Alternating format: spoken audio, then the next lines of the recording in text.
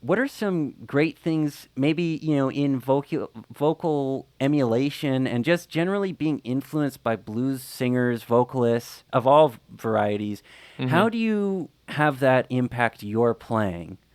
For sure. So yeah, I mean that's been a massive part of my slide guitar journey for sure. Is yeah, specifically taking the time to listen to and really pay attention to and transcribe vocal parts of songs, right? And um, so for me, I think the main way that it's impacted my playing is in this is gonna sound like the nerdiest way possible to say this, but like in like the microtonality of it, you know what I mean? Which um, really is just kind of like the just kind of that's where the soul is, if you ask me. Is like it is the dynamics, but it's also like the little tiny inflections on notes that you can get without a slide by doing little slight bends and stuff. You could, instead of like, you can be like, right, but I feel like you have more direct access to that with the slide. And so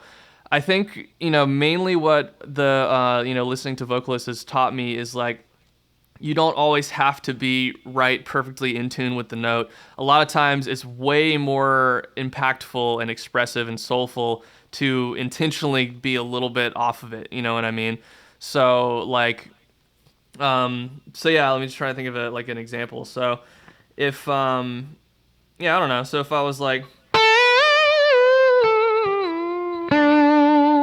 something like that, if, like, I don't know, a more kind of like robotic way to play that would just to be like right on all of those notes, right? So like, right? And that doesn't sound bad, but it's kind of missing something. And so I feel like, say on this part, that like maybe not quite going all the way up to that C note or that flat seven, you know what I mean? Not going all the way up there, instead going like, you know what I mean? It just gives it a little extra, just something. And then same thing when you get down here, like instead of going, you might go like mostly up to that major third there. That's I don't even know that F sharp. um, and but you could go, but if you go just like maybe a little bit shy of it, it just has a little bit more just kind of personality to it, a little bit more feeling, and so so yeah, I feel like that's something that really is yeah, has just like made its way into my playing. And not only when I'm doing those kind of like vocal sounding lines, like it's something that I'm always kind of playing with and messing with, just in any kind of like licks or phrases or whatever that I come up with. It's like I'm always kind of trying to figure out like the most expressive way to kind of play that, to just inflect whatever lick it is that I'm doing, So I'd say that's kind of the main thing from vocalists that I've gotten for sure, and just phrasing too. But yeah. I love that. It's funny. That might be kind of a surprising. Well, I just really love that answer, and that's something that I absolutely, that like, like I mentioned, Tronzo making the hair on my arm raise. Hmm. And another thing for me, exactly just what you were doing, and like same thing, like key of D,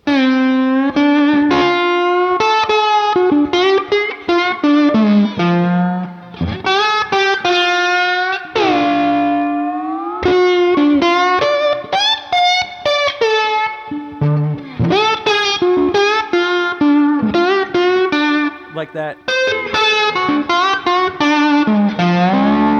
Right. Yeah. You're not going like, you're like, you know what I mean? Like just there's all kinds of little ways you can just like put the slightest variation on the like on just whatever lick it is, and it totally changes the feeling of it. Like to me, this and are two totally different things.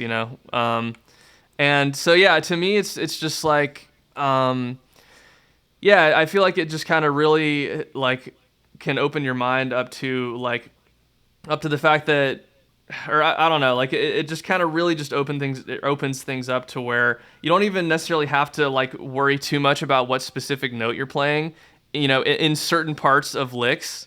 it's just like you almost kind of see the notes like they kind of become like a spectrum almost. You know what I mean? Like it becomes okay. It's not just it's not just A flat, G. It's like you have A flat and G on these two ends here, but then you have this whole like spectrum of colors in between there. You know what I mean? And as long as the final note that you land on of a phrase is more or less in tune, then pretty much anything you play in between is going to sound good.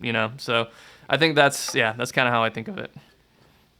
That's a fantastic point, man. And it's really actually exciting for anybody who's out there who's like starting their slide guitar journey. And just a really quick point on that. I have a video, a video that I think most people might know me from. Is called the Ultimate Slide Guitar Masterclass. I made this video. It's been out for a year and a month or two at this point. And I have this one just to hit on what you were just talking about, because it's exactly what you're just talking about. And in case anybody out there is like, well, how do I start doing that? There's an exercise from that video where, and it's literally what you were talking about with the whole kind of like box, the 2 frets thing.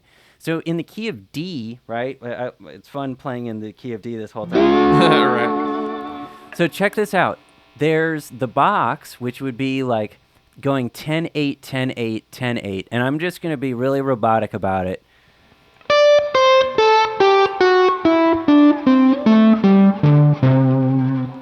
So that's our kind of like, that's like the most square, literally what it is. But experiment with everything. There's so much vocabulary by going.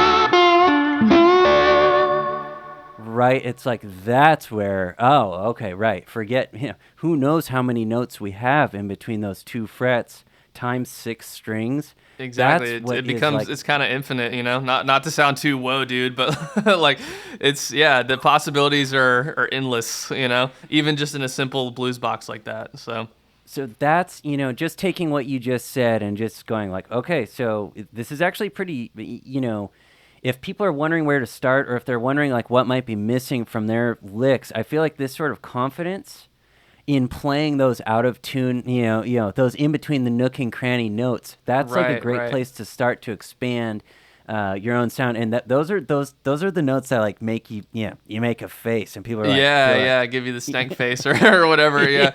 Yeah, for sure, man. And I feel like, I think it's important to listen to singers to kind of pick that up. I mean, you can definitely learn it from slide players too, because great slide players do those kinds of things. But like, I feel like that's almost where it starts, is with vocalists. You know what I mean? Like, it doesn't matter what genre. Like, if it's a great vocalist, then they're probably doing stuff like that. And specifically listening to singers is what teaches you exactly like, where and when you can do those things and make them sound good. I feel like, Bingo. That's awesome, man. Yeah.